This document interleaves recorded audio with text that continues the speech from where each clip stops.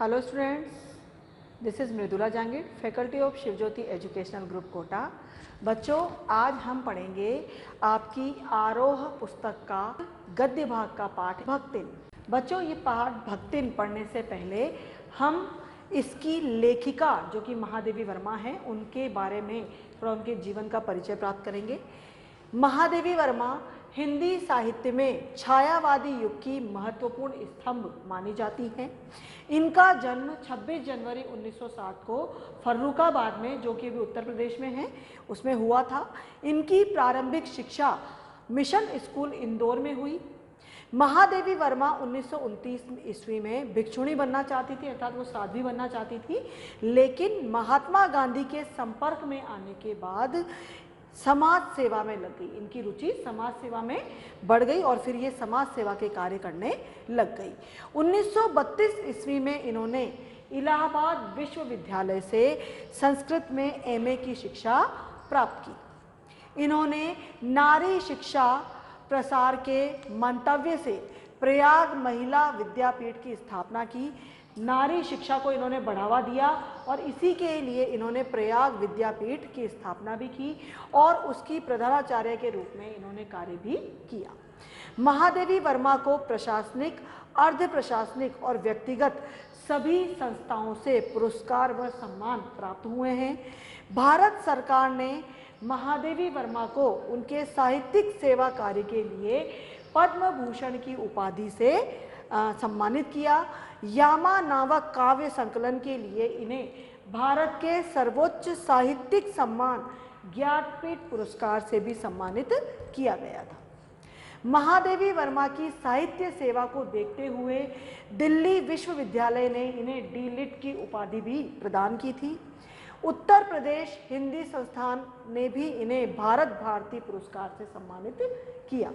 अंततः सन 1987 में महान साहित्य सेवी अपना साहित्य इस संसार को सौंपकर चिर निद्रा में लीन हो गई, यानी सदा सदा के लिए सो गई। महादेवी वर्मा हिंदी साहित्य की सर्वाधिक प्रतिभावान कवित्रियों में से एक है। कवियत्री होने के साथ साथ ये विशिष्ट गद्यकार भी रही हैं और इन्होंने पद्य की रचनाएं भी की हैं। इनकी कुछ रचनाएं यहाँ बताई गई हैं जिनकी प्रमुख रचनाएं हैं। बच्चों, इन्होंने काव्य संग्रह और गद्य साहित्य दोनों में ही लिखा है। इनकी काव्य जो संग्रह रहे हैं वो रहे हैं निहार, रश्मि, नीरजा, यामा, सांध्य गीत, दीपशिखा, अग्निरेखा आदि। इनकी दीपशिखा जो इन्होंने रचना की थी उसके बाद इन्हें दीपशिखा की उपाधि से भी सम्मानित किया गया था। गद्य साहित्य हैं इनके श्रृंखला की कड़ियाँ, अतीत के चलचित्र, स्मृति की रेखाएं, पथ के साथी, मेरा परिवार, गिल्लू आदि। ये इनकी प्रमुख गद्य साहित्य की रचनाएं हैं। इनकी साहित्यिक विशेषताएं हैं साहित्य सेवी और समाज सेवी दोनों ही रूपों में महादेवी वर्मा की प्रतिष्ठा रही है, यानी इन्हें सम्मान प्राप्त हुआ है। इनका पद्य साहित्य जितना अधिक आत्मकेंद्रित था, यानी इन्होंने अपने आसपास जो भी इनके साथ घटित होता था उनको इन्होंने रेखाचित्र और संस्मरण के माध्यम से लिखा है। गद्य साहित्य उतना ही समाज केंद्रित है। पद्य साहित्य और गद्य साहित्य दोनों की इन्होंने रचना की है। इन्होंने अपने साहित्य के माध्यम से समाज में फैली कुरीतियों, विसंगतियों, विडंबनाओं को उखाड़ने का भरपूर प्रयास भी किया है। जो भी समाज में गलत कुरीतियाँ व्याप्त थी, जो भी अंधविश्वास और जो भी गलत सोच लोगों की थी, उनका इन्होंने विरोध किया है और लोगों को इन अंधविश्वास और कुरीतियों को छोड़ने का प्रयास भी किया है। तथा नारी शिक्षा, नारी शोषण, बाल विवाह आदि जो बुराइयां थी उन पर भी इन्होंने खुलकर अपने विचार व्यक्त किए हैं। इनकी भाषा शैली है। महादेवी वर्मा जी एक श्रेष्ठ कवित्री होने के साथ साथ एक कुशल लेखिका भी थी। काव्य के साथ इनका गद्य साहित्य भी अत्यंत उत्कृष्ट है, यानी अत्यधिक अच्छा इन्होंने लिखा है। इनके गद्य साहित्य की भाषा तत्सम प्रधान शब्दावली से युक्त खड़ी बोली है, यानी हिंदी भाषा में ही इन्होंने अपनी गद्य साहित्य की रचना की है, जिसमें संस्कृत निष्ठ शब्दों की प्रमुखता है। संस्कृत निष्ठ मतलब संस्कृत भाषा से आए हुए शब्दों को ही इन्होंने प्रमुखता से लिखा है। इनके गद्य साहित्य में भावनात्मक, संस्मरणात्मक, समीक्षात्मक, व्यंग्यात्मक आदि अनेक शैलियाँ दृष्टिगोचर होती हैं। इन सभी शैलियों का प्रयोग इन्होंने अपनी गद्य साहित्य में किया है। मर्म स्पर्शिता इनके गद्य की प्रमुख विशेषता रही है। मर्म स्पर्शिता का मतलब होता है बच्चों हृदय को स्पर्श करने वाली। इनकी जो गद्य रचनाएं हैं जब हम उन्हें पढ़ते हैं तो वह हमारे मन को छू लेती हैं। बच्चों ये जो हमारा पाठ है भक्तिन, इस पाठ में हमारे देश में बताया गया है कि हमारे देश में आज भी कुछ राज्यों में लड़कियों का विवाह बहुत ही छोटी उम्र में कर दिया जाता है, जो समाज के लिए बिल्कुल भी उचित नहीं है। छोटी आयु खेलकूद, पढ़ाई लिखाई और दुनिया देखने की होती है। यही समय हर बच्चे के भावी जीवन के लिए तैयार करने के लिए होता है। यदि इसी उम्र में उन्हें विवाह के बंधन में बांध दिया जाए तो वे जीवन पर्यंत अनेक दृष्टिकोणों से अधूरे ही रह जाते हैं, यानी वो जीवन में काफ़ी सारी ऐसी चीज़ें हैं जो वो सीख नहीं पाते हैं। कई बार वे मानसिक कुंठाओं और हीन भावनाओं का भी शिकार हो जाते हैं। प्रस्तुत पाठ में भी जो लेखिका है, लेखिका ने भक्तिन सेविका के कम उम्र में शादी होने के कारण उसके अतीत और वर्तमान का चित्रण करते हुए उसके जीवन संघर्ष का वर्णन किया है। भक्तिन एक महिला का नाम है जिसका पूरा जो भी उसके जीवन का वर्णन है, जो भी उसको जीवन में परेशानी आई, जो कुछ भी उसने जीवन में संघर्ष किया है, उसी संघर्ष को महादेवी वर्मा ने बताया है, जिसका संपूर्ण जीवन समस्याओं से ग्रस्त है, लेकिन वह उनके सामने घुटने नहीं टेकती बल्कि इनका साहस के साथ मुकाबला करती है। तो चलिए बच्चों हम अब पढ़ते हैं इस पाठ का सार। भक्तिन महादेवी वर्मा जी का प्रसिद्ध संस्मरणात्मक रेखा चित्र है। इसमें लेखिका ने अपनी सेविका भक्तिन के अतीत एवं वर्तमान का परिचय देते हुए उसके व्यक्तित्व का भी चित्रण किया है। लेखिका के घर में काम करने से पहले भक्तिन ने कैसे एक संघर्षशील, स्वाभिमान से भरपूर और कर्मठ यानी बहुत ज़्यादा मेहनत करते हुए जीवन यापन किया, वह कैसे पितृसत्तात्मक मान्यताओं और उसके छल छद्मपूर्ण समाज में अपने और अपनी बेटियों की हक की लड़ाई लड़ती रही और हारकर कैसे जिंदगी की राह पूरी तरह बदल लेने के निर्णय तक पहुंची। बच्चों यहाँ पर जो समाज है उसको पितृसत्तात्मक क्यों बताया गया है? क्योंकि अभी भी हमारा समाज पुरुष प्रधान समाज रहा है और शुरू से ही हमारा समाज पुरुष प्रधान समाज रहा है। पुरुषों का ही यहाँ पर सबसे ज़्यादा महत्व रहा है और इसीलिए यहाँ पर पुरुषों का ही परिवार में अधिकार रहा है। और जब अब पति की मृत्यु के बाद किस तरह से समाज ने उनके साथ धोखाधड़ी की, इसको भी इस पाठ में बताया गया है और किस प्रकार भक्तिन अपनी बेटियों के हक के लिए अंतिम समय तक लड़ती रही और जब वह अपनी हार गई तो किस प्रकार से उन्होंने अपनी जिंदगी में परिवर्तन किया, ये सभी इस कहानी के माध्यम से हमें पता चलता है। इन सब का इस पाठ में अत्यंत संवेदनशील वर्णन किया गया है। लेखिका ने इस पाठ में आत्मीयता से पूर्ण भक्तिन के द्वारा स्त्री अस्मिता यानी स्त्रियों के सम्मान की संघर्षपूर्ण आवाज उठाने का भी प्रयास किया है। भक्तिन का कद छोटा था, वो शरीर दुबला था। वह ऐतिहासिक झूसी गांव के प्रसिद्ध अहिर मतलब ग्वाले सूरमा की बेटी थी। उनका वास्तविक नाम लक्ष्मी था, यानी भक्तिन जो थी उसका वास्तविक नाम लक्ष्मी था, परंतु उसने लेखिका से यह नाम प्रयोग न करने की प्रार्थना की थी। उसने गले में कंठीमाला पहनी थी जिसे देखकर लेखिका ने उसका नाम भक्तिन रख दिया था। भक्तिन एक दृढ़ संकल्प, ईमानदार, जिज्ञासु और समझदार महिला थी। वह विमाता की ममता की छाया में पली बड़ी, यानी उसकी सौतेली माँ ने उसका पालन पोषण किया। 5 वर्ष की उम्र में ही उसके पिता ने उनका विवाह हंडिया गांव के एक संपन्न गोपालक के यानी एक जो संपन्न ग्वाले थे उनके बेटे के साथ कर दिया। 9 वर्ष की उम्र में उनका गोना हो गया और भक्तिन जो थी वो अपने पिता से बहुत प्रेम करती थी, लेकिन उनकी जो माता थी वह उनसे ईर्ष्या करती थी। भक्तिन की विमाता ने उसके पिता की मृत्यु का समाचार बहुत दिनों बाद उसके पास भेजा था। मतलब उसकी जो पिता की मृत्यु हो गई थी उसे काफ़ी समय तक ये पता ही नहीं चला था कि उसके पिता की मृत्यु हो गई है।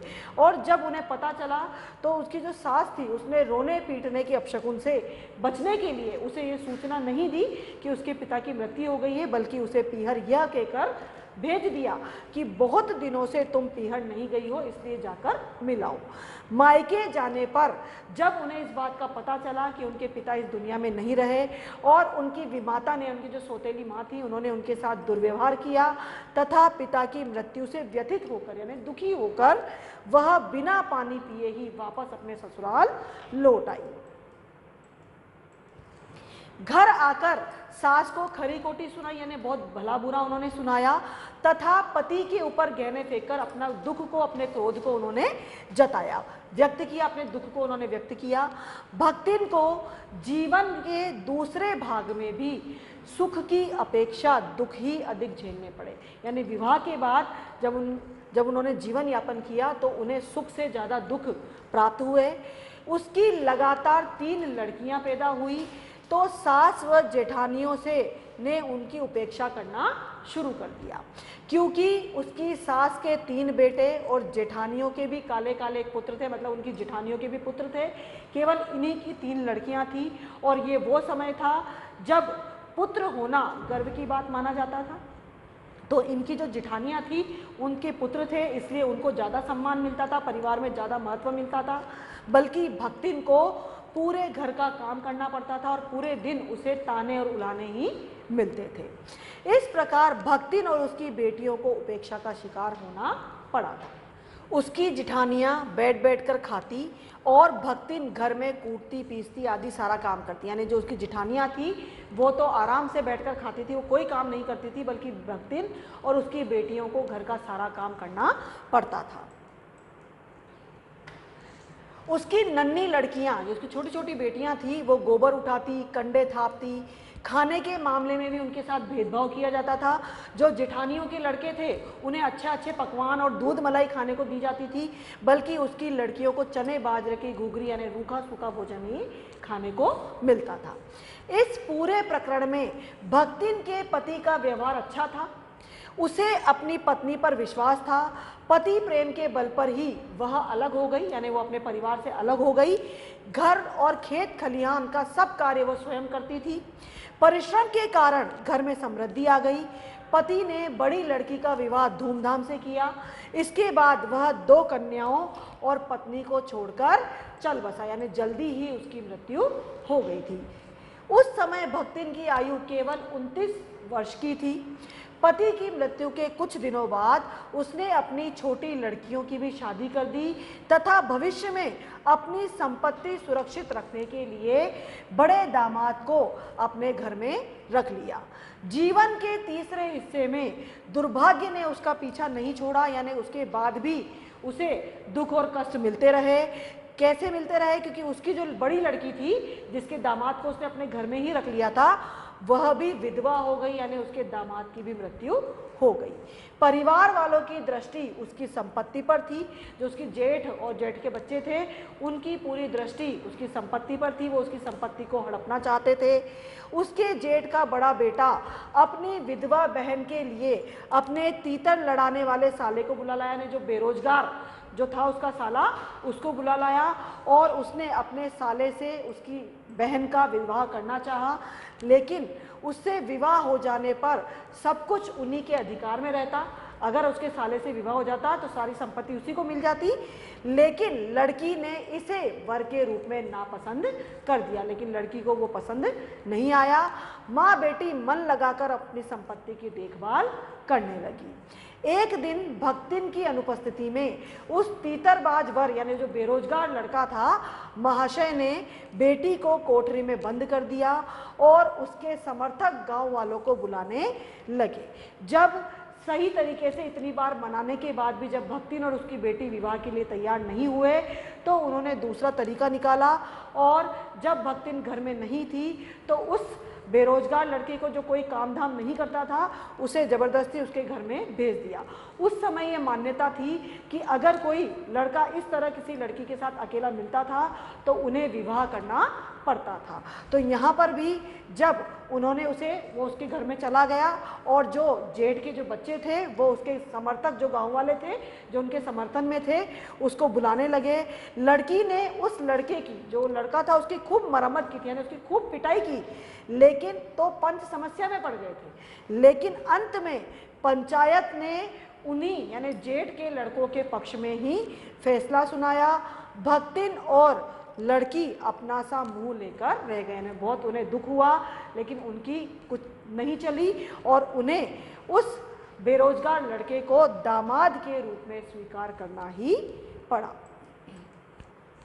दामाद निश्चिंत होकर तीतर लड़ाता, मतलब इधर उधर वो घूमता रहता, कोई काम वो नहीं करता था, जिसकी वजह से पारिवारिक द्वेष इस कदर बढ़ गया कि भक्तिन के लिए लगान देना भी मुश्किल हो गया। अब घर में लड़ाई झगड़े होने लगे क्योंकि जो दामाद था वो कोई काम नहीं करता था, ये दोनों माँ बेटी ही काम में लगी रहती थी। लेकिन परिवार में विवाद जो झगड़े थे वो इतने बढ़ गए कि अब भक्तिन के लिए लगान देना और जो सही समय पर सारा कर्ज चुकाना भी मुश्किल हो गया। लगान समय पर न देने पहुंचने के कारण जमींदार ने भक्तिन को कड़ी धूप में खड़ा कर दिया और जो भक्तिन थी वो बहुत ही स्वाभिमानी थी, समय पर वो पूरा लगान देती आई थी। पहली बार उसके साथ ऐसा हुआ था कि जमींदार ने उसे अपमानित किया था। यह अपमान उसकी कर्मठता और परिश्रम में सबसे बड़ा कलंक बन गया था। अतः वह दूसरे दिन ही कमाई के लिए शहर चली गई। तो उसने गांव छोड़ दिया और वह पैसा कमाने के लिए शहर में आ गई। जीवन के अंतिम हिस्से में मेली धोती, गले में कंठी पहने वह लेखिका के पास नौकरी के लिए पहुंची थी और यहीं पर सबसे पहले महादेवी वर्मा की भक्तिन से मुलाकात हुई थी। लेखिका ने उसे सेविका के रूप में अपने घर में रख लिया। दूसरे दिन सवेरे ही भक्तिन ने लेखिका की धुली धोती को जल के छींटों से पवित्र करके पहना। निकलते सूर्य व पीपल को अर्घ दिया, इन्हें जल अर्पित किया। 2 मिनट तक जप किया। कोयले की मोटी रेखा से चौकी की सीमा निर्धारित कर खाना बनाना शुरू कर दिया। लेखिका ने उसे सब कुछ समझा बुझा दिया था। भक्तिन पाक कला में अत्यंत निपुण थी, यह लेखिका भी पहचान गई थी। भक्तिन के प्रभाव के कारण अब लेखिका भी बिना गुड़ और घी के रोटी खाना सीख गई थी। उससे प्रेरित होकर लेखिका अब अपनी असुविधाएं भी छुपाने लगी थी।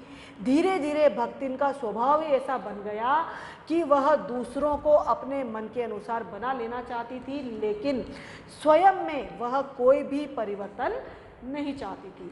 जो दूसरे व्यक्ति थे वो उसके अनुसार कार्य करें, लेकिन वह किसी दूसरे के अनुसार कार्य करना नहीं चाहती थी। इसी कारण लेखिका भक्तिन के अपरिवर्तनशील स्वभाव के कारण अधिक देहाती बन गई थी, यानी अधिक उनमें ग्रामीण स्वभाव उनमें आ गया था।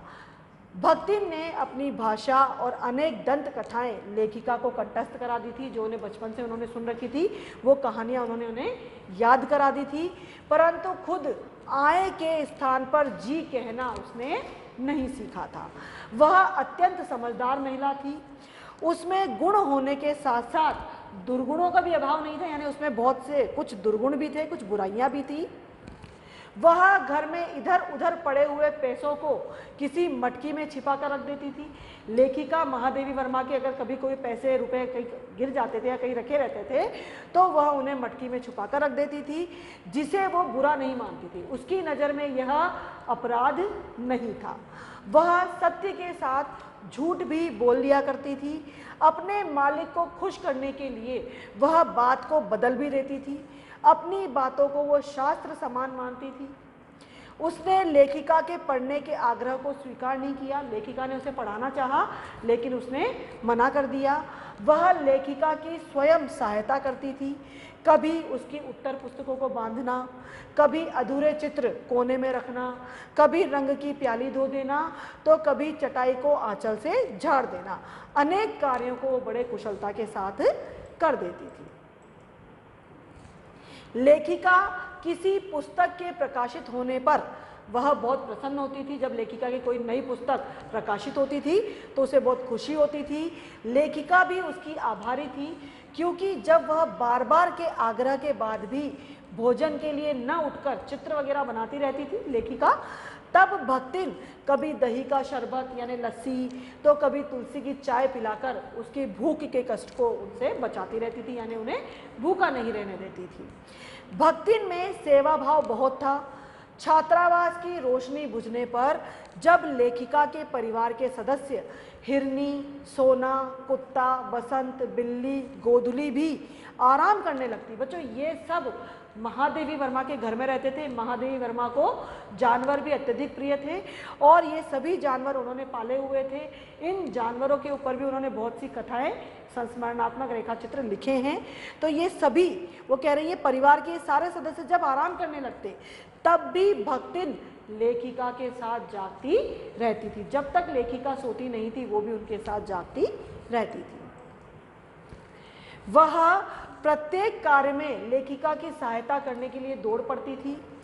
भक्तिन लेखिका के जागने से पहले जागती थी और लेखिका के सोने के बाद ही सोती थी। बद्री, केदार के पहाड़ी तंग रास्तों पर यदि कभी महादेवी वर्मा तीर्थ यात्रा के लिए जाती तो वहां पर भी वह हमेशा लेखिका के आगे चलती थी, परंतु गांव की धूल भरी पगडंडी पर वह उसके पीछे ही रहती थी। लेखिका उसे छाया के समान समझती थी।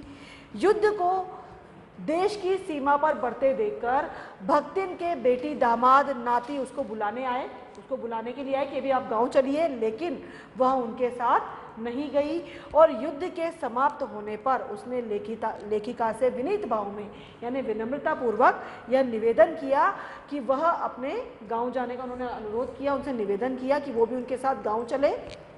वह लड़ाई समाप्त होने पर वापस लौटने का आग्रह करती हुई वहां से चली गई। लेखिका ने अपने और भक्तिन के बीच स्वामी सेवक का संबंध नहीं माना है। लेखिका के हृदय में भक्तिन के प्रति अपार प्रेम, स्नेह, सहानुभूति की भावना थी। भक्तिन धीरे धीरे लेखिका के जो परिचित थे, उनके जो रिश्तेदार थे, उनके जितने भी परिचित व्यक्ति थे और जो उनके साहित्यिक बंधु थे, जो अन्य लेखक वगैरह थे, उनसे भी वो परिचित हो गई थी। वह प्रत्येक व्यक्ति को उसके आकार प्रकार से स्मरण रखती थी, क्योंकि उन्हें नाम नहीं पता थे तो उसका जो शारीरिक आकार था उसके अनुसार वह उन्हें याद रखती थी। वह उसके साथ वैसा ही व्यवहार करती थी जैसा व्यवहार वह लेखिका के साथ करते थे। भक्तिन के संस्कार ऐसे थे कि वह कारागार से यमलोक की तरह डरती थी। कई बार जब लेखिका को जेल जाना पड़ता था तो कारागार मतलब जेल, तो जेल को वह यमलोक के समान मानती थी। उन्हें बहुत डर लगता था जेल जाने से। वह ऊंची दीवारों को देखकर ही बेहोश हो जाया करती थी। इसी स्वभाव के कारण लोग भक्तिन को लेखिका के बार बार जेल जाने की बात कहकर चिढ़ाया करते थे। लेखिका के जेल जाने पर खुद भी उनके साथ चलने का वो हट करती थी, यानी जिद करती थी। अपनी मालकिन के साथ जेल जाने के हक के लिए वह बड़े लाट तक लड़ने को तैयार थी। लाट का अर्थ है बच्चों बड़े से बड़े अधिकारी तक, वह अधिकारी से भी लड़ने को वो तैयार रहती थी। वह लेखिका के साथ न जाने पर अपमानित भी हुआ करती थी और जब लेखिका उन्हें अपने साथ जेल नहीं ले जाती तो उन्हें बुरा लगता था। उन्हें ऐसा लगता था जैसे उनका अपमान हो रहा है। लेखिका ऐसा सोचती थी कि जब मेरे लिए रहस्यपूर्ण बुलावा आएगा, कि जब अगर कभी मेरी मृत्यु भक्तिन से पहले हो जाएगी, जिसमें कोई कार्य करने का मुझे अवकाश नहीं मिलेगा, तब चिर विदा के उन अंतिम क्षणों में मेरे जीवन से जुड़ने वाली उस भक्तिन वृद्धा का क्या होगा। यानी वो ये समझती थी कि अगर किसी रीज़न से, किसी कारण से अगर मैं भक्तिन से पहले मर गई तो मेरे मरने के बाद या मेरे इस संसार से जाने के बाद इस भक्तिन का क्या होगा, क्योंकि भक्तिन उनके जीवन में इस प्रकार घुल मिल गई थी कि भक्तिन के बिना वह अपने जीवन की कल्पना ही नहीं कर पाती थी। इस प्रकार इस पाठ में लेखिका ने भक्तिन के संघर्ष, उसके स्वाभिमान, प्रेम, उसकी सहानुभूति की भावना, उसकी कर्मठता यानी उसकी मेहनत करने की जो लगन थी, उसका सजीव चित्रण किया है। तो आई थिंक बच्चों आपको ये पाठ का सार समझ में आ गया होगा। आप इस पाठ को एक बार अपनी पुस्तक से अच्छे से पढ़ लें, घर में रहिए, सुरक्षित रहिए। धन्यवाद।